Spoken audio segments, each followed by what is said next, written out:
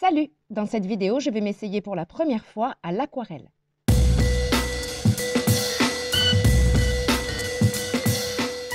L'aquarelle, c'est une peinture dont les pigments sont solubles dans l'eau. Plutôt adepte des techniques sèches, crayon, pastel, je l'ai toujours un peu redouté.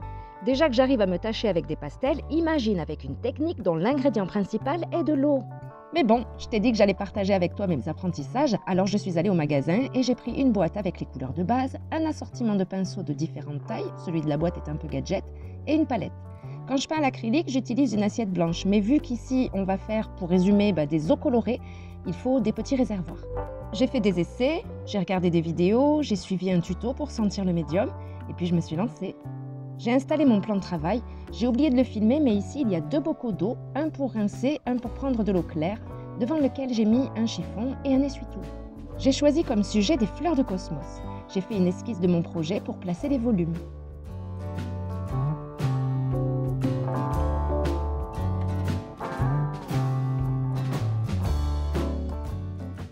Il n'existe pas de pigment blanc à l'aquarelle, il faut réserver les parties qu'on veut garder blanches.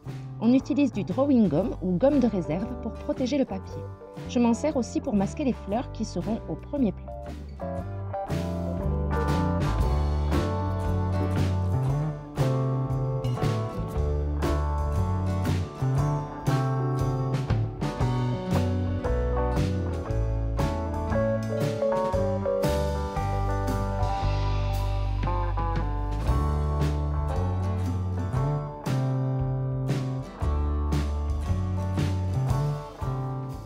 Je veux faire un rendu tableau noir pour mon message. J'utilise mon feutre pinceau d'encre de Chine présenté dans ma vidéo du portrait de Victor Hugo. Je vais passer à la phase humide, voire mouillée, n'ayons pas peur des mots. J'utilise du ruban de masquage pour cadrer le projet et fixer le papier à ma table pour qu'il gondole le moins possible. Je prépare un pigment bleu et je passe aux choses sérieuses. Je mouille mon papier avec un vaporisateur. Et là, c'est le drame. Mon impatience et mon manque d'habitude m'ont trahi. C'est pas grave, je trouverai bien un moyen de camoufler. Pour le fond, je veux un rendu flou. J'utilise la technique du mouillé sur mouillé. C'est assez aléatoire, difficile de prédire comment va se comporter le pigment. C'est troublant pour moi qui suis habituée à la précision extrême.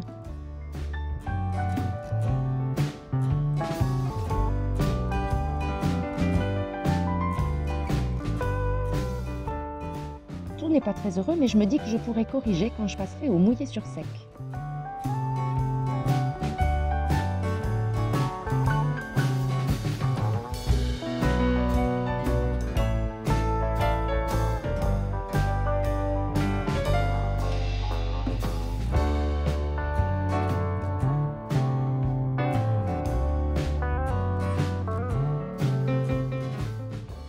Fichue impatience.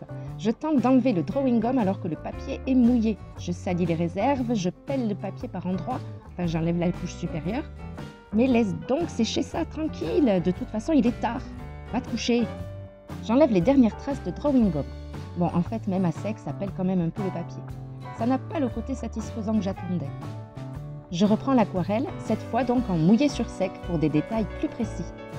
Enfin, précis. C'est mouillé quand même. Je commence à mieux comprendre le comportement de l'aquarelle. Je me dis que là, j'aurais dû faire comme ci ou comme ça.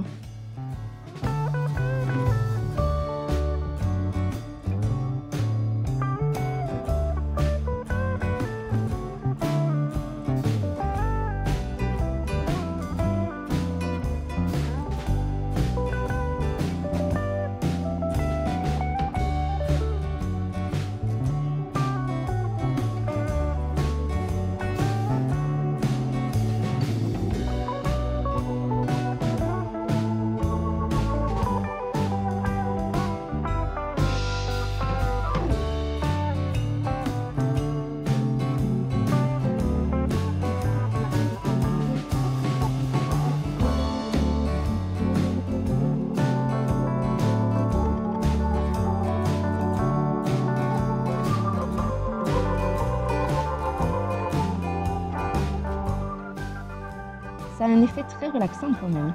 C'est rafraîchissant de ne pas être au pixel près.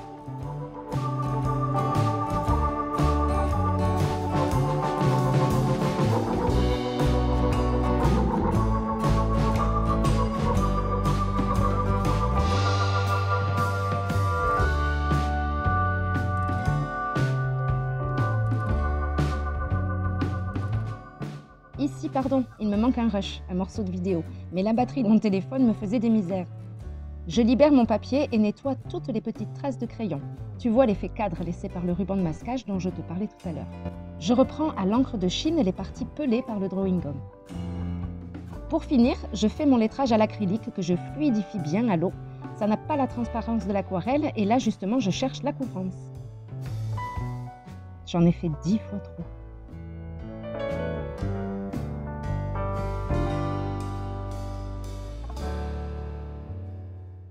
Voilà, une petite première pour une occasion spéciale. Bonne fête à toutes les mamans et surtout à la meilleure et la plus forte de toutes, la mienne. Je t'aime.